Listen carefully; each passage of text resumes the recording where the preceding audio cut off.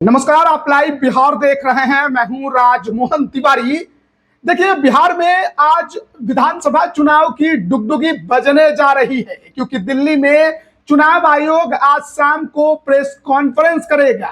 उम्मीद है कि आज बिहार विधानसभा चुनाव 2025 के तारीखों का ऐलान हो जाएगा। उम्मीद ये भी जताई जा रही है कि इस बार बिहार में चुनाव हो सकता है कि 2 चरणों में ही हो।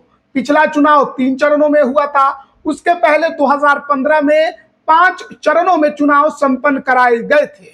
लेकिन इस बार तमाम पॉलिटिकल पार्टियों की ये राय थी कि चुनाव कम से कम चरणों में ही कराया जाए। जेडीयू ने तो 1 चरण में ही चुनाव कराने की मांग कर डाली थी। ऐसे में आज चुनाव आयोग की प्रेस कॉन्फ्रेंस पे हर किसी की निगाहें टिकी होंगी, लेकिन साथ ही साथ राजधानी पटना में तेजस्वी यादव के आवास पर भी तमाम जो राजनीतिक पंडित हैं उनकी नजर भी टिकी है, क्योंकि बीते शाम महागठबंधन की बैठक तेजस्वी यादव के आवास पर हुई थी और इस बैठक में महागठबंधन के अंदर सीट शेयरिंग को लेकर फॉर्मूला पूरी तरह सेट हो चुका है। देखिए, कुछ दिन पहले ही हमने महागठबंधन में सीट शेयरिंग को लेकर आप तक खबर पहुंचाई थी और बताया था कि किस पार्टी को कितनी सीटें आरजेडी देने जा रही है। देखिए, जो हमने आपको आंकड़ा उस दौरान बताया था, नया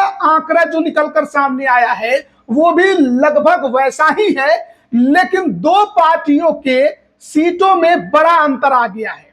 जहां हम आपको बता रहे थे कि आरजेडी वीआईपी पार्टी को 10 सीटें ही देना चाहती है, खुद 140 सीटों पर लड़ना चाहती है। हमने आपको कहा था कि मुकेश सहनी नहीं मानेंगे, मुकेश सहनी किसी शर्त पर नहीं मानेंगे और जरूरत पड़ी तो गठबंधन भी छोड़ देंगे। कल जो तेजस्वी यादव के आवास पर बैठक हुई, उसमें मुकेश सहनी की नाराजगी को देखते हुए, उनके पीछे के वोट बैंक को देखते हुए तेजस्वी यादव ने अपने कदम पीछे खींच लिए हैं। और जो खबर सूत्रों के हवाले से निकलकर सामने आई है, आरजेडी के सीटों में कमी आई है। आरजेडी जो 140 सीटों पर लड़ने की तैयारी में थी, अब वो सीटों की संख्या घटकर 130 हो गई है और मुकेश सहनी को जो 10 सीटें दी जा रही थी वो बढ़कर 20 हो गई है। देखिए, 1-2 सीट ऊपर नीचे हो सकता है, लेकिन ये बड़ी खबर निकलकर सामने आई है कि आरजेडी 130 सीटों पर चुनाव लड़ेगी।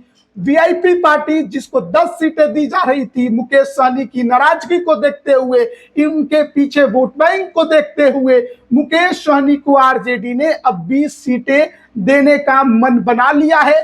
कल मुकेश सहनी जब बाहर निकले थे तो खुश भी दिखाई दे रहे थे, डिप्टी सीएम की भी बात कर रहे थे। जाहिर है, जो चाहते थे उनको महागठबंधन में मिल गया है। इसके अलावा कांग्रेस जो 2020 में 70 सीटों पर चुनाव लड़ी थी, उसे इस बार भी 54-55 सीटें ही मिलेंगी। इसके पहले भी हमने आपको यही आंकड़ा दिया था।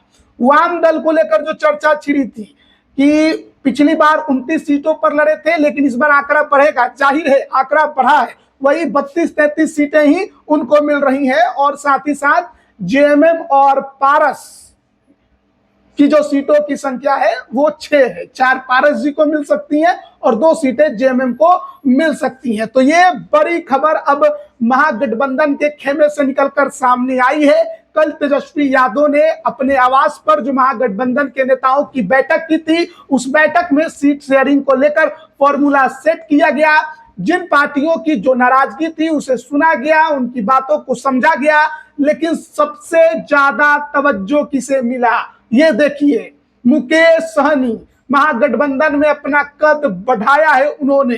पिछली बार 2020 में जब एनडीए से चुनाव लड़े, 11 सीटों पर लड़े और देखिए 5 साल बाद 2025 का जब चुनाव आया तो सीटों की संख्या महागठबंधन में बढ़कर 20 सीटें हो गई हैं। मुकेश सहनी लगभग 18 से 20 सीटें उनको महागठबंधन में मिलने जा रही है और तेजस्वी यादव ने मुकेश सहनी के लिए अपनी सीटों की कुर्बानी दे दी है। ये बड़ी खबर निकलकर सामने आई है। आरजेडी जो 2020 में 144 सीटों पर लड़ी, इस बार 25 में 140 सीटों पर लड़ना चाहती थी, लेकिन मुकेश सहनी के वोट बैंक, उनके कद को देखते हुए आरजेडी 130 सीटों पर मानने को तैयार हो गई है।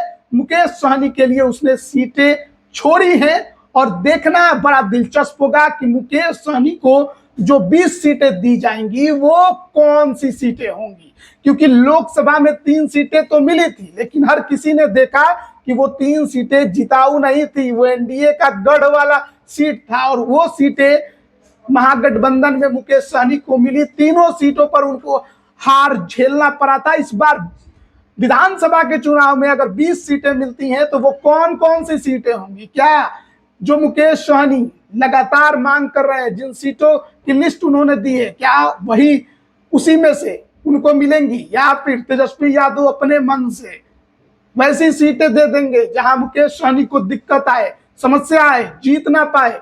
ये बड़ी बात होगी। फिलहाल सीटों के आंकड़ों में मुकेश सहनी ने बाजी मारी है, उन्होंने जो उनकी डिमांड थी उसे पूरा करवाया है। आरजेडी को कदम पीछे खींचना पड़ा है, तो ये सीटों का आंकड़ा निकलकर सामने आया है।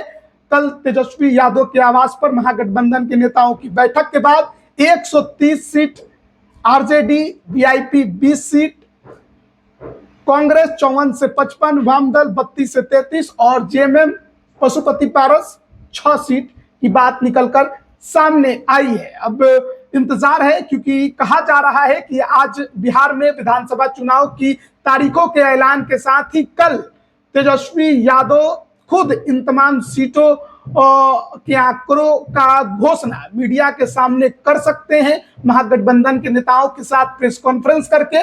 तो इंतजार कल का है कि जो खबर निकल कर आई है उसमें कितनी सच्चाई है और क्या वही आंकड़े हैं या फिर फेरबदल हो सकता है, क्योंकि आज भी वाम दल के कुछ नेताओं के साथ तेजस्वी यादव की बैठक होनी है। आंकड़ों को लेकर बैठक नहीं है, ये सीटों के मामले को लेकर बैठक है कि किन सीटों की डिमांड उनके तरफ से की गई है और कौन सी सीटें आरजेडी उनको देना चाहती है। तो सीटों के अदला बदली को लेकर थोड़ा सा पेच अभी वाम दलों के साथ आरजेडी का बचा हुआ है, जिसे आज पूरा किया जाएगा। और एक बड़ी खबर आपको बता देते हैं कि कांग्रेस ने 2 आरजेडी के सिटिंग सीटों की मांग की है, एक नवादा में गोविंदपुर की और एक सारण जिले में बनियापुर सीट पर उसने अपनी डिमांड रखी है और मजबूती के साथ रखी है। उसका कहना है कि हमारे इंटरनल सर्वे में हम इन दोनों सीटों पर जीत दर्ज कर रहे हैं, इसलिए ये दोनों सीटें हमें दी जाए। आरजेडी की सिटिंग सीट है और बड़ी बात यह है कि कांग्रेस ने यह कहा है कि आप हमारे सीटों को तो घटा रहे हैं, तो ऐसे में कुछ सीटों का अदला बदली भी आप कीजिए। तो सीटों को लेकर अभी थोड़ी बहुत बात करनी है, लेकिन आंकड़ों पर बात बन चुकी है। महागठबंधन में अब कोई ज्यादा पेच नहीं फंसा है। देखना होगा कि एनडीए की तरफ से कब तक घोषणा होती है और तेजस्वी यादव कल कब तक प्रेस कॉन्फ्रेंस करके सीटों का ऐलान करते हैं। बने रहिएगा हमारे साथ, तमाम अपडेट हम आप तक पहुंचा रहे हैं। आप सभी का बहुत बहुत धन्यवाद।